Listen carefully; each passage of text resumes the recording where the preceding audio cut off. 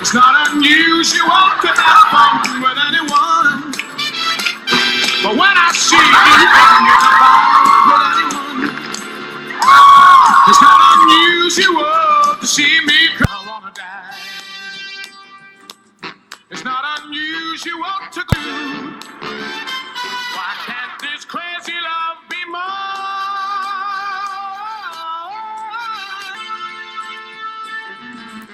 It's not unusual to be mad with anyone.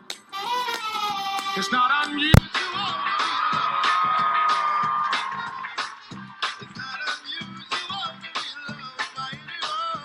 It's not unusual to be mad with anyone. It's not unusual to be sad with anyone. But it's not unusual to go out at any time. But when I see you out and about, it's such a crime. If you should ever be loved by anyone, it's not unusual. It happens every.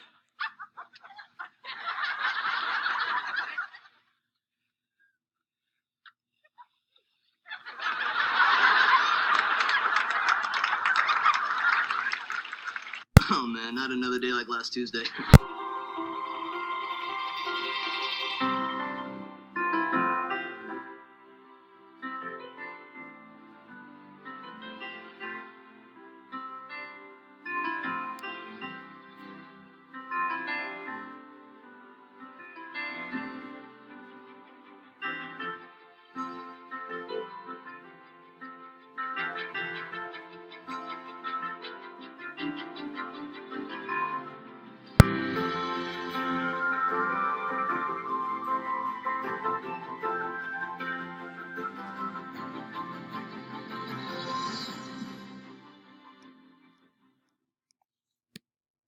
Hello, everyone, and welcome to this Tuesday News Day 3/26/19. The learning goal should look familiar to you today, determining two or more central ideas of a text and analyzing their development over the course of that text, including how they interact and build on one another. The scale is the same, and it's as follows. A 4 means you can identify the central idea or ideas, the evidence that the author uses to prove his or her point, and how the ideas build on one another. A 3 means that you can identify the central ideas, the evidence that the author uses to prove his or her point. A 2 means that you can identify the central ideas, but you're really not showing that evidence. A 1 means that you are unsure of how to find the central idea. And to receive 1.5 units for today's class, you must highlight or underline the main idea, circle the evidence that the author uses to prove his or her point, and put a box around any other central ideas in the text. As usual, we have 4 skills that we are working on today. The first is to identify the topic, which is different than identifying the main idea. The topic and the main idea are separate things. Summarizing the story in 10 to 12 words. Finding the first and last sentences and kind of looking at how those are indications of the main idea, and finally looking for those repeated ideas. Oftentimes that repetition is done intentionally by the author to show that something is important and thus the main idea. Today's article is titled "The Wallet as You Know It May Be Dying," written on the 21st of this month in the USA Today. And it begins this way. You grab your keys, smartphone, and wallet when you leave the house. Would it be such a disaster if you left that last one behind? In the not-too-distant future, it may not be. Your physical wallet is on borrowed time.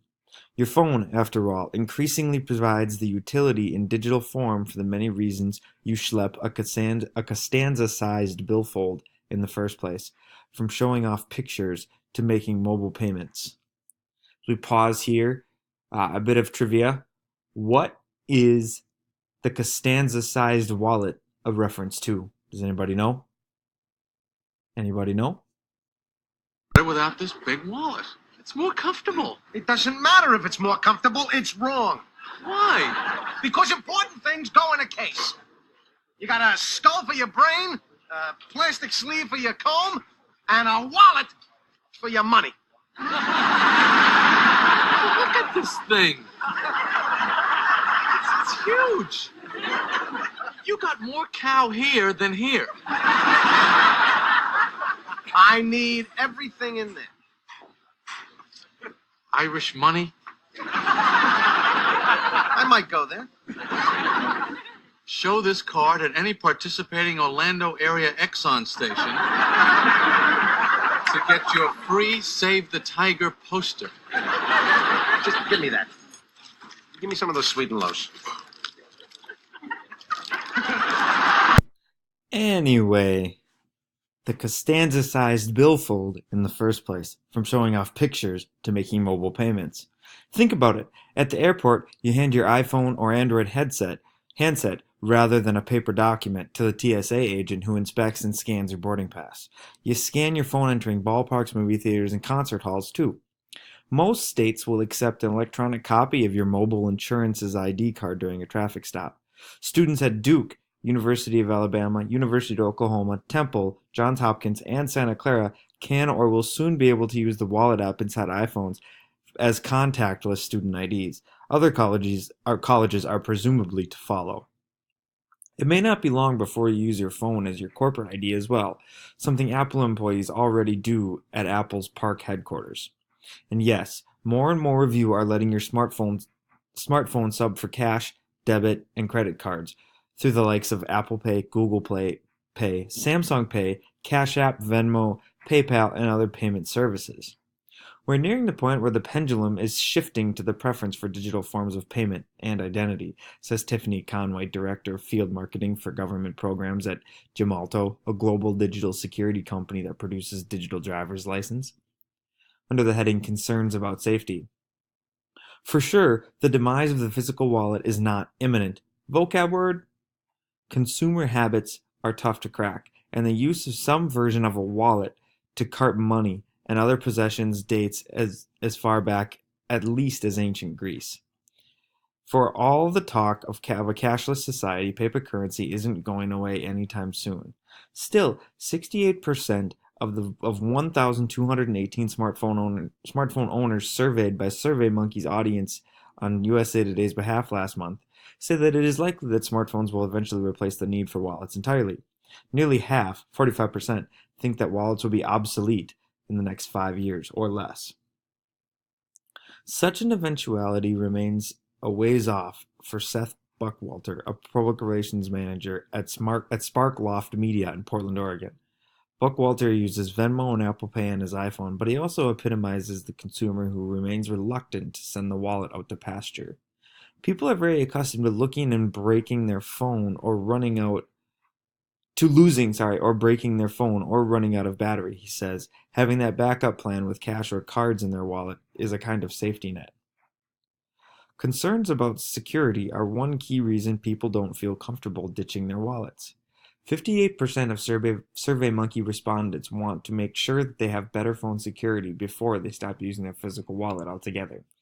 Smartphones have one big advantage, convenience, and one big weakness, security. And consumers clearly see the trade-off between the two, says Laura Wronski, a senior research scientist at SurveyMonkey who conducted the survey. Of course, the concern about security may be an unfounded matter of perception.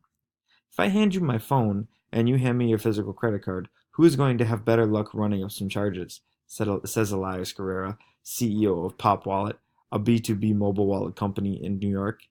You're not going to unlock the phone and go make payments with it. But if I have the physical possession of your credit card, until you actually call and cancel it, I'm running rampant. Driver's license and transit cards. There's other resistance to retiring the wallet. 43% of smartphone owners in the SurveyMonkey survey want to see longer battery life before they stop using their physical wallet altogether. Just under half said they wanted the ability to store their passports, driver's license, and other forms of ID on their phone. These might include digital versions of hunting and fishing license or other credentials issued by the state.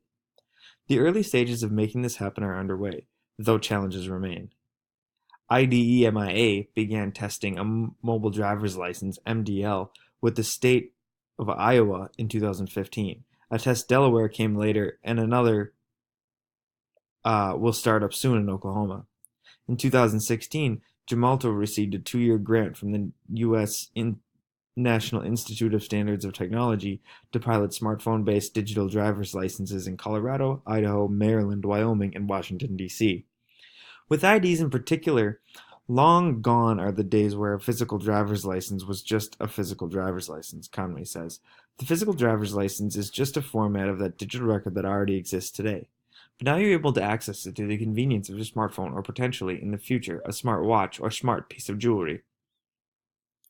Gemalto's driver's license, or DDL, was issued by the Department of Motor Vehicles in the pilot states. Among the benefits is the fact that DDLs can more easily and quickly be updated with address changes. If the phone is lost or stolen, the license can be wiped remotely before a new digital version is issued. Gemalto says such credentials are more resistant to fraud and hacking.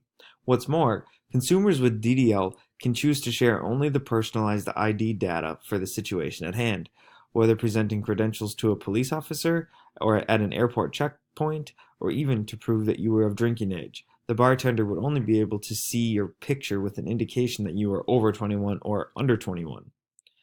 IDEMA's mobile license aims to protect privacy in a similar manner.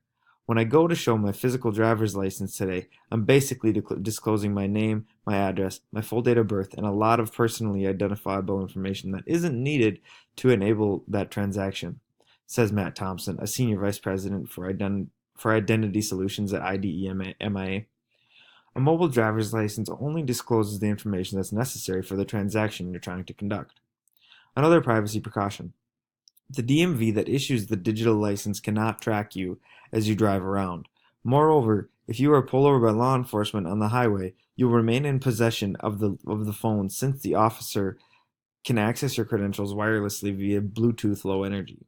Of course, since motorists drive from one state to another, any digital license that is issued must ultimately be interoperable elsewhere. The technical specifications are still being hammered out. Transit cards present another opportunity for the digital wallet, but it is slow going so far, especially in the US. For now, you can use Apple Pay, Google Pay, and Samsung Pay on your phone to ride buses and trains in Chicago and Portland, Oregon. In May, New York's MTA system will start phasing in a system that will accept mobile wallets on buses and subway turnstiles, even as the MTA is committed to keeping the current MetroCard system in place until 2023. But last spring, the UTA system in Utah pulled support for Apple Pay, Google Pay, as well as contactless credit cards over extremely low usage and the millions of dollars it would cost to upgrade the system to accept such payments. For all its versatility as a potential full-time replacement for the physical wallet, your phone in some cases can also unlock your front door and your car door. Maybe there's no reason to panic if you leave your keys behind, too. So here we are back at the worksheet, and I've decided to switch it up a little bit. Instead of answering these 4 questions for you, I have decided to give you the main idea of the article, which is that phones can do a lot, but there are limitations to the technology, and people are not willing to give up all control to digitizing everything quite yet. I think that idea kind of came through pretty clearly in this article. What I want you to do is go through and answer these 4 questions.